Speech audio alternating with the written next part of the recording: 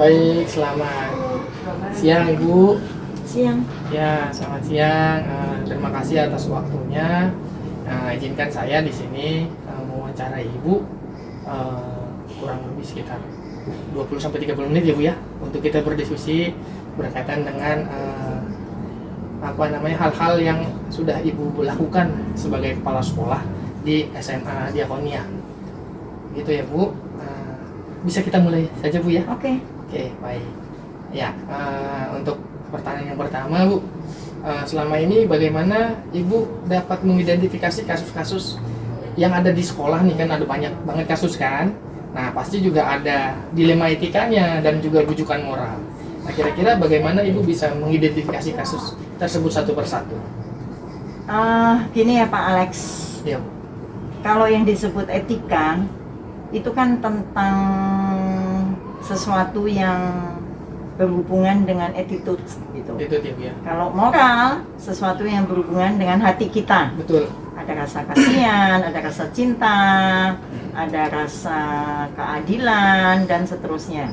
Kalau etika itu kan attitude, Ya. jujur, tanggung Betul. jawab dan seterusnya. Nah, kalau itu kasusnya tidak besar, kalau misalnya kita ambil contoh besar mencuri dan itu sudah ada di dalam aturan tata tertib sekolah, saya harus satu langkah pertama rapat itu ya, rapat dulu karena saya butuh step by step kasus yang terjadi di antara sekolah. Ya, berarti melihat Saya butuh guru. saksi-saksi Bu ya. Ya, saya butuh guru, saya butuh lingkungan, ya, lingkungan kelas. Ya. Saya butuh sesuatu yang ada di sekitar kejadian.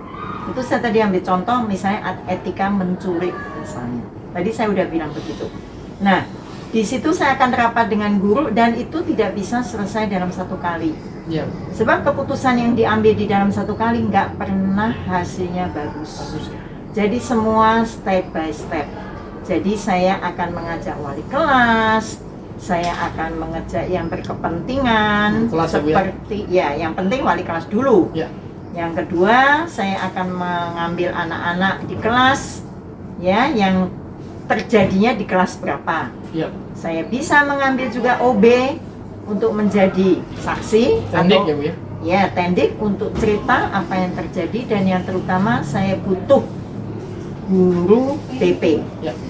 Karena saya percaya bahwa pendidikan guru BP itu jauh lebih ya tentang Gitu ya. tentang bimbingan karier, tentang pendidikan, bahwa tidak berarti bahwa guru dan kepala sekolah tidak punya background tentang penanganan khusus, saya percaya. Tapi itulah, untuk mengidentifikasi kasus-kasus saya harus step by step. Pertama saya rapat, saya panggil anaknya. Waktu saya panggil anaknya saya nggak butuh rapat, saya hanya face to face gitu. Ya. Nah, di situ bisa dilihat Pak Alex ya, karena kan kasusnya nggak sama. Betul. Saya akan lihat riwayat anak itu, kebiasaannya, kebaikannya, dan seterusnya. Gitu. Oke. Kira-kira Makasih. ada satu contoh kasus nggak Bu, yang pernah Ibu Iya, tadi alami? seperti contoh mencuri. Mencuri ya? Ya, Misalkan. mencuri, HP Oke. temennya hilang. Ya. Nah, itu saya tinggal kumpulkan kelas itu, saya tanya tadi, karena HP itu kan dikumpulin setiap pagi. Ya. Nah, pada waktu dibagikan saya akan tanya siapa yang membagikan, ya kan? Siapa yang bertanggung jawab? Ya. Nah, pada saat dibagikan ada di mana dibagikannya, karena waktu membagikan harus tetap di dalam kelas. Nah, jadi dengan itu saya punya harapan banyak banget bahwa anak-anak yang tidak jujur akan tersentuh hatinya mengembalikan. Oke. Tapi kalau tetap nggak bisa, baru itu saya akan proses sampai ke wali kelas. Ya, ya. Tapi maaf Pak Alex, selama ini tidak pernah terjadi seperti itu. Ya. Itu ternyata hanya keselip atau dibawa oleh teman. Atau dikerjain gitu ya Bu ya, Iya. atau ada murid yang memang Iya, jadi untuk etika yang terlalu jelek sepertinya tidak ada. tidak ada Bu ya. Iya. Oke, jangan sampai gitu ya. Jangan sampai terjadi. Baik, baik. Lalu untuk pertanyaan berikutnya Ibu, selama ini nih bagaimana menjalankan keputusan yang ada di sekolah nih, terutama untuk kasus-kasus di mana ada dua kepentingan yang Benar. benar dan juga sama-sama mengandung nilai kebajikan. Iya. Gitu. Gimana Ibu Ya, menjalankan kasus? tetap saya melibatkan wali kelas, saya tetap melibatkan guru BP. Kolaborasi berarti? Ya, kolaborasi. Dan kalau itu memang benar-benar kasus itu benar nih, nggak ternyata karena keteledoran kita yang kita tidak jeli menangani kasus, ya gitu, ya seperti itu kita harus sportif. Kita akan sampaikan di kelas bahwa ini ternyata tidak terjadi pencurian, hanya kelalaian kalian. Iya, oke. Jadi harus melihat lebih jeli ya, Bu? Iya, dan di situ saya bisa menanamkan nilai kebajikan bahwa kalian harus saling menjaga. Iya. Iya, karena pada saat handphone dikumpulkan atau dompet pada saat olahraga, di situ dibutuhkan saling menjaga, berarti kejujuran. Ya. Baik, begitu Bu ya? Ya, Oke, baik. jadi keputusan yang saya ambil ya seperti itu. Di samping saya memberi nasihat, saya juga akan kembalikan ke kelas bahwa tadi handphone yang dicuri, yang katanya tidak tercuri, itu berarti kita harus cari benarnya di mana. Oh, ternyata hanya keselip. Selip itu, Bu. Nah, disitulah baru kita bisa sampaikan nilai kebajikan bahwa kalian memang harus saling menjaga. Gitu ya. Oke, baik. Berarti harus saling menjaga ya, intinya di dalam menjalankan pengambilan keputusan ini ya. Iya. Baik. Lalu yang pertanyaan yang ketiga ini, Bu. Kira-kira langkah atau prosedur apa yang biasanya Ibu lakukan untuk menangani kasus yang ada di sekolah? Itulah Pak Alex, nggak bisa langsung instan, step by step. Step by step Ya, kira-kira langkah-langkahnya ya, apa mesti yang pertama Ibu lakukan? melihat kembali aturan yang sudah dibuat itu Ya. satu. Ya, kembali ya. Ya, melihat Perlu berarti kembali. Ya, aturan yang sudah dibuat, yang sudah disepakatin oleh anak. Dan yang ketiga, biasanya saya ajak rapat bahwa saya tidak pernah mau mengambil keputusan instan Sepihak, dan ya. sepihak. Ya. Kita rapat rembuk gitu ya. Ya.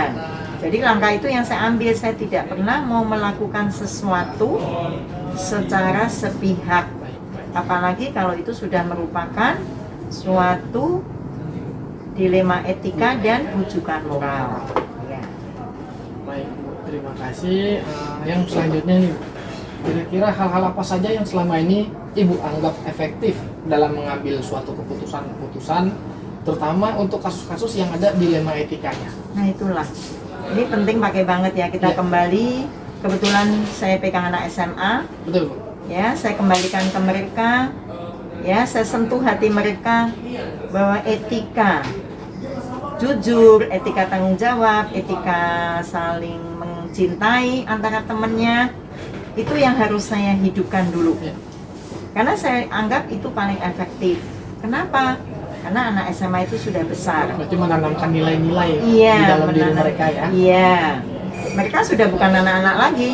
Mereka sudah bisa diajak duduk bersama. Ya. Bahwa ini loh salah, bahwa ini loh betul, Ya. bahwa inilah yang harus kalian lakukan, bahwa inilah yang tidak boleh kalian lakukan, dan itu proses. Proses, Bu ya? Ya, jadi kalau Pak Alex tanya hal apa saja, yaitu saya akan masuk ke dalam hati mereka tentang kebaikan, nilai-nilai kebaikan. Baik. Berarti intinya menanamkan nilai-nilai kebaikan Iya. di dalam hati anak-anak dulu ya. Iya. Karena ini Ibu Saya tadi tidak mengambil menyampaikan- keputusan secara Sepihak. sepihak, dan contohnya misalnya membuat mereka menjadi tidak ada masa depan Ya. atau apa, saya nggak mau. Oke, baik. Terima kasih atas jawabannya, Bu. Lalu kira-kira ada tantangannya nggak sih, Bu, dalam Ibu? Oh ya banyak Pak, Karena karena satu kasus nih, tantangannya kira-kira apa? banyak Pak, karena anak kita kan sifatnya nggak sama.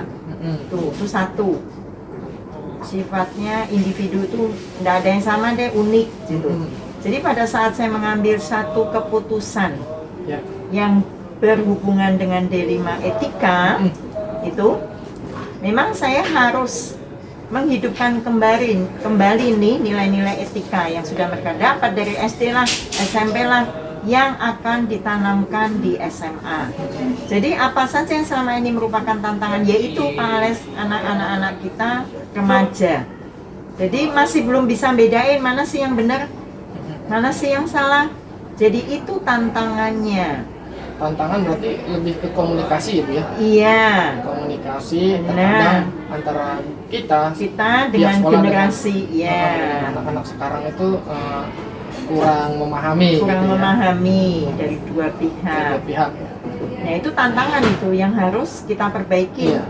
Nggak cuma menuntut anak yang diperbaikin, tapi kitanya juga memperbaikin sebagai pamongnya. Pamong mereka benar. Iya. Penuntunnya ya. Iya.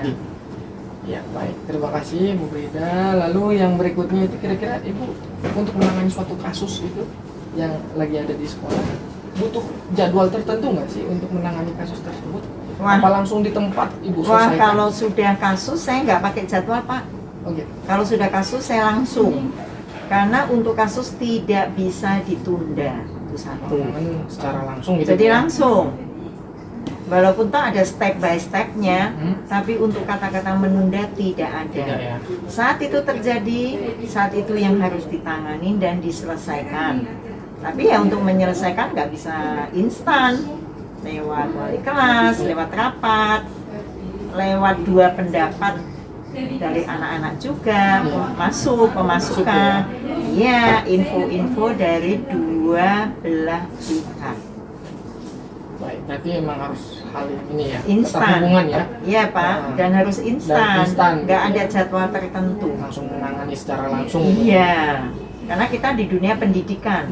Takutnya simpang siur nih beritanya, Iya. gitu kan. Biar cepet selesai nih, langsung aja kita tangani. Betul.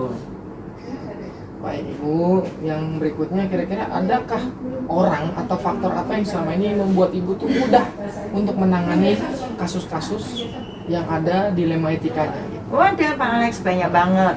Terutama guru wali kelas. Walas ya. Ya, terutama wakil-wakil. Wakil.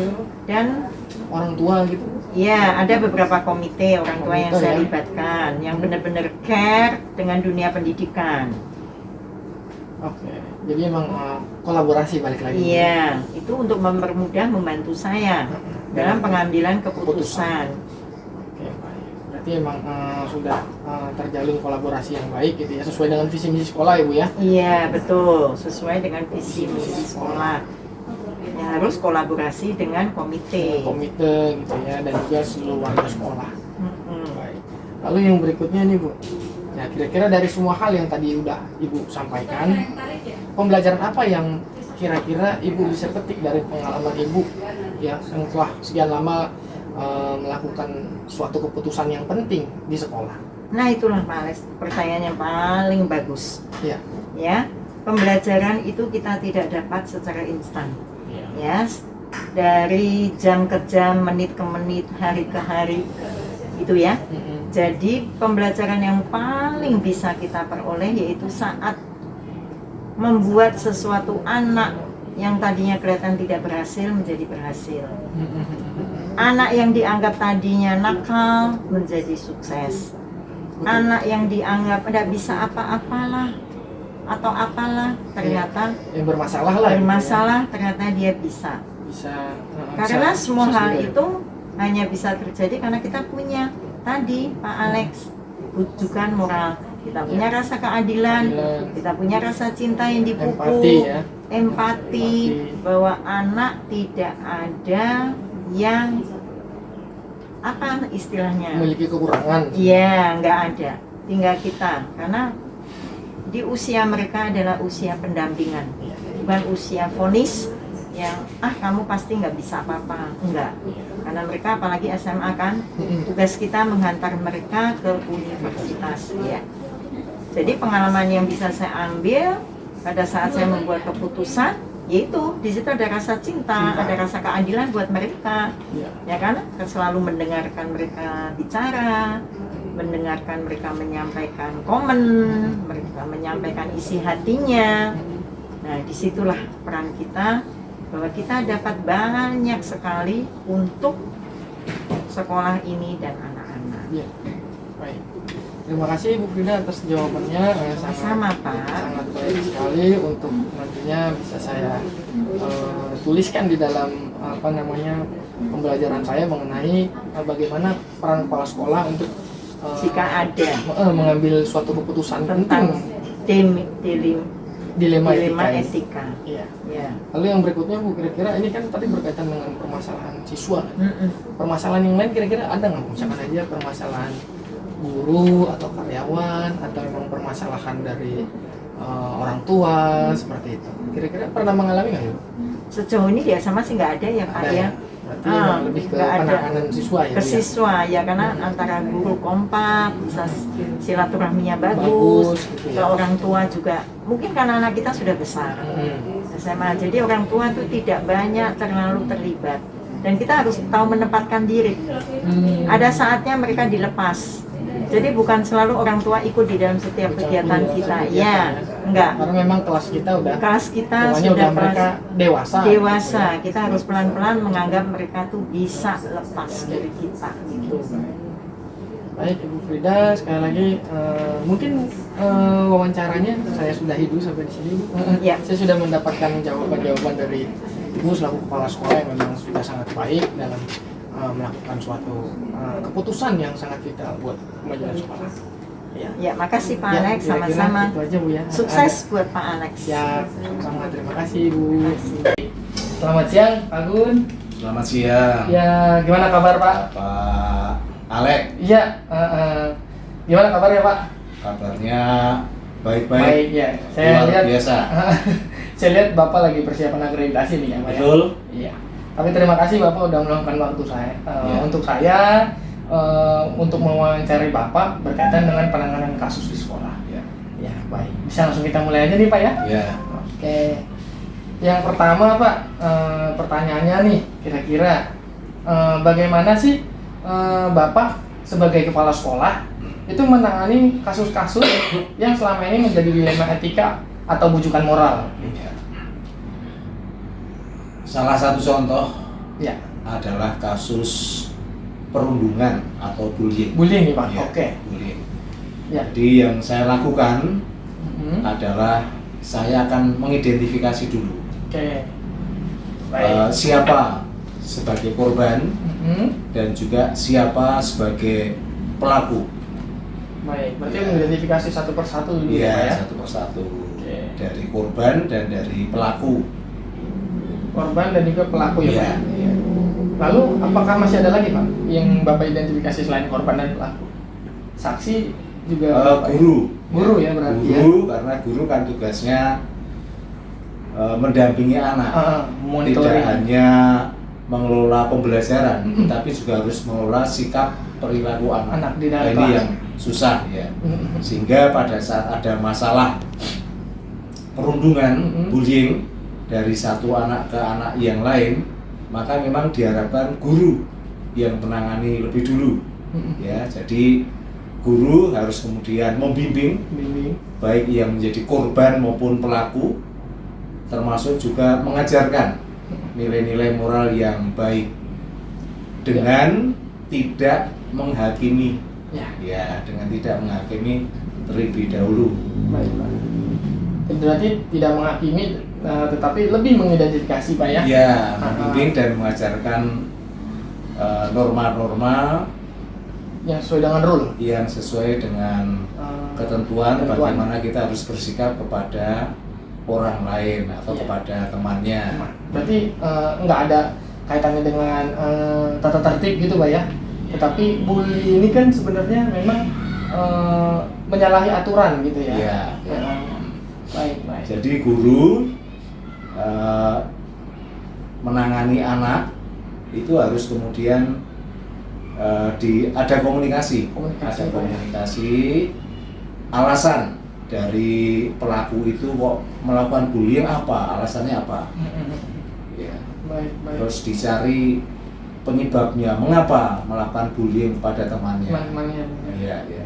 Jadi karena apa? Karena masalah bullying itu dipengaruhi oleh banyak faktor. Ya. Salah satunya adalah masalah pengaruh lingkungan, Ya berarti lingkungan di tempat tinggal, rumah ya. Ya, Oke, berarti faktor lingkungan yang pertama ya. ya, ya. Oke, baik. Maka kita harus atau guru harus mendengarkan pelaku dan juga korban. Ya. Ya, jadi dari pelaku itu apa alasannya, penyebabnya, mengapa. Nah, kemudian kita bandingkan juga keterangan yang kita peroleh dari si korban. Jadi tidak hanya kepada korban tetapi juga kepada pelaku kita harus mendengarkan Ya. mereka atau alasan-alasan apa sehingga kemudian ada tindakan bullying itu ya. Perundungan ya Pak. Ya. Ya, baik Pak. Nah, jadi anak juga harus dipahamkan bahwa perilaku bullying itu adalah merupakan perilaku yang tidak sebaiknya dilakukan, tidak pantas. Ya.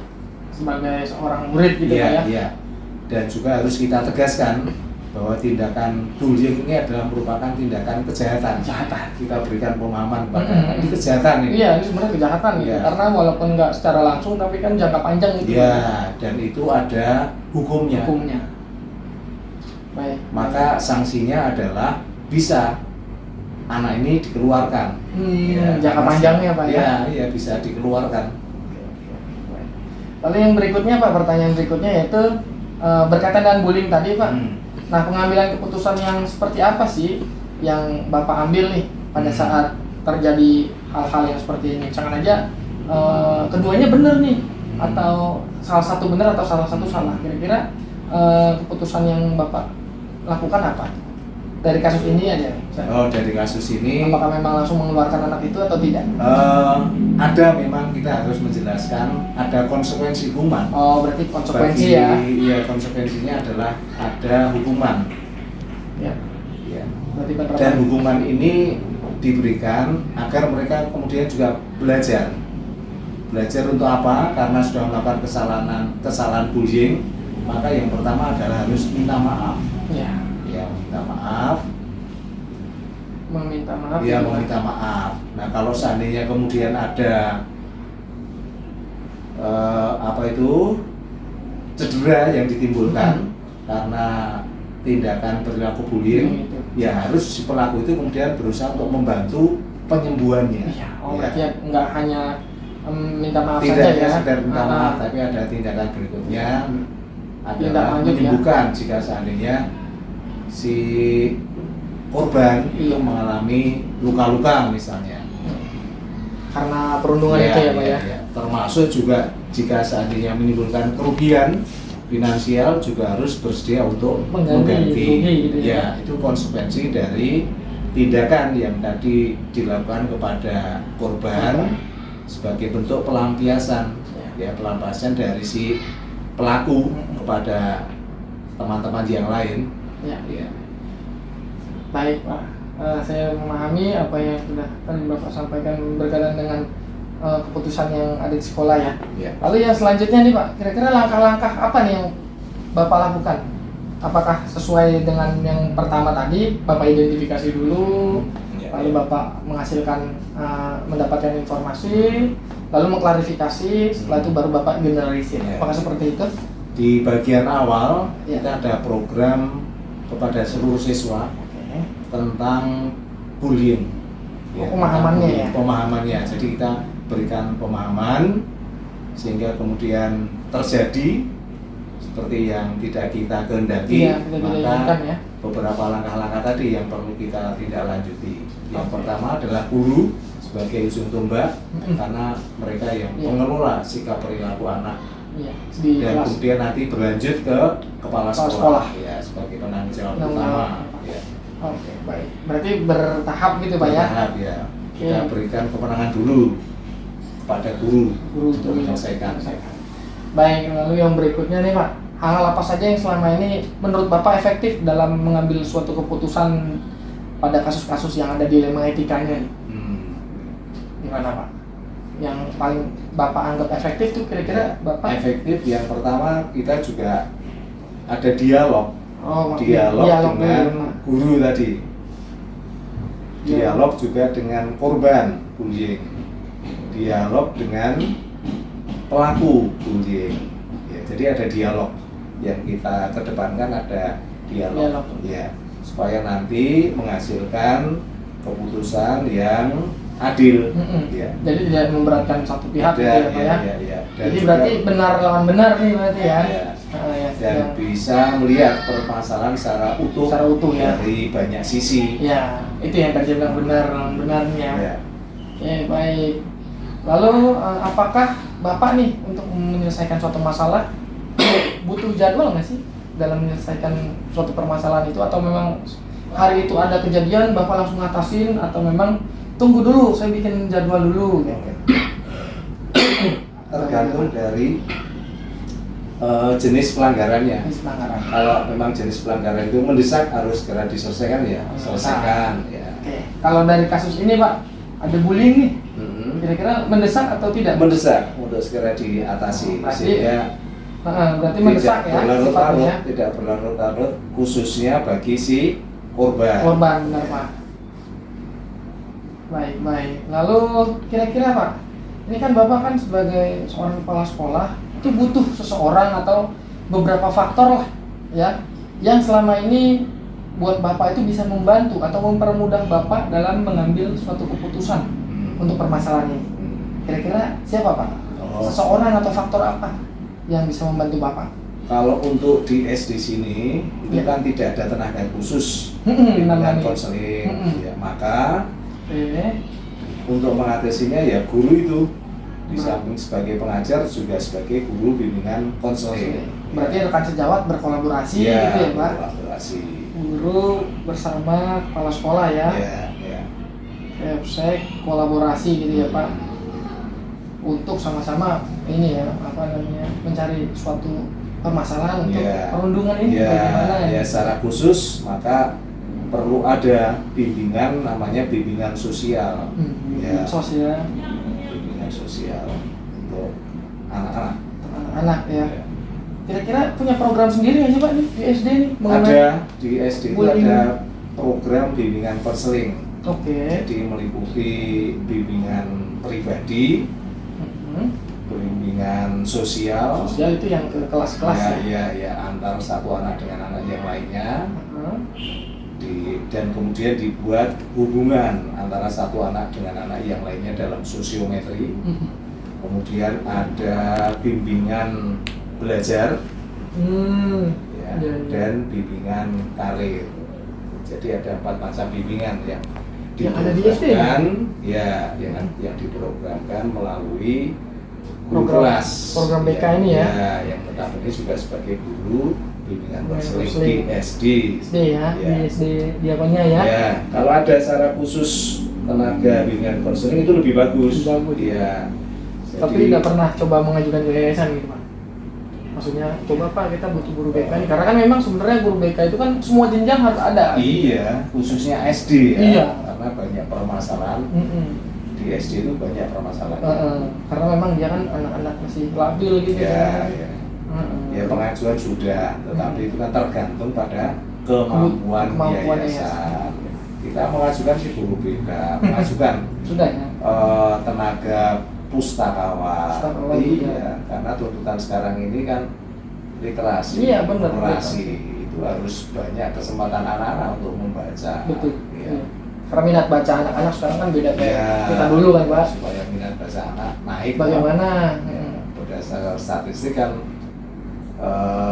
rendah, Mm-mm. ya rendah. Ya Iya, kaitannya memang. dengan literasi anak. Iya. Baik Pak. Yang berikutnya nih Pak. Ini yang terakhir sih, ini yang Iya. paling menjadi dasar nih dari semua yang sudah kita bicarakan nih. Kira-kira pembelajaran apa nih yang bisa Bapak dapat ketika Bapak melakukan suatu keputusan yang berkaitan dengan dilema etika? Apa yang bisa Bapak dapatkan dari pembelajaran menyelesaikan suatu masalah? Oh iya, ya cukup banyak referensi dari buku-buku psikologi, Iya. ya, kemudian juga dari kegiatan hari studi yang kita buat dengan guru-guru. Nah, suatu saat mungkin muncul Iya. yang masalah ini sehingga kemudian bisa menjadi bahan diskusi bersama, Iya. bahan diskusi bersama. Ya, berarti pembelajaran apa yang bisa Bapak ambil nih dari menyelesaikan suatu masalah? Apakah Bapak mendapatkan suatu hal yang sangat berharga melalui penanaman nilai-nilai atau bagaimana? Iya, jadi membantu juga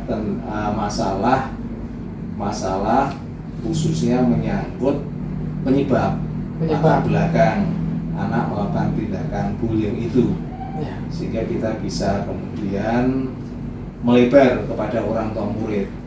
Berarti jangan sampai kita atasi dulu di situ ya, Pak ya. Untuk mengetahui apa sih yang menjadi latar belakang ini, apakah sungguh-sungguh faktor keluarga menentukan dalam hal ini. Misalnya di dalam keluarga itu anak sering menyaksikan Kegiatan ya, bullying. menyaksikan misalnya pukul memukul dalam keluarga ya Itu toh? kan biasa saja gitu ya kan. Iya, Kalau sehingga dianggap kalau biasa saja, di sekolah ya. dilakukan gitu kan. Iya betul. Ternyata Jadi, memang nggak boleh. dari lingkungan yang terdekat dulu. Berarti memang mulai dari hal kecil ya, Pak. Iya, dari keluarga termasuk juga dari lingkungan sekitar rumahnya itu. Ya karena itu memang akan membawa dampak pengaruh bagi anak. Bagi anak. Jadi yang diperoleh di rumah itu juga akan terbawa ke sekolah, termasuk yang dari lingkungan masyarakat. Ya. Iya, Pak.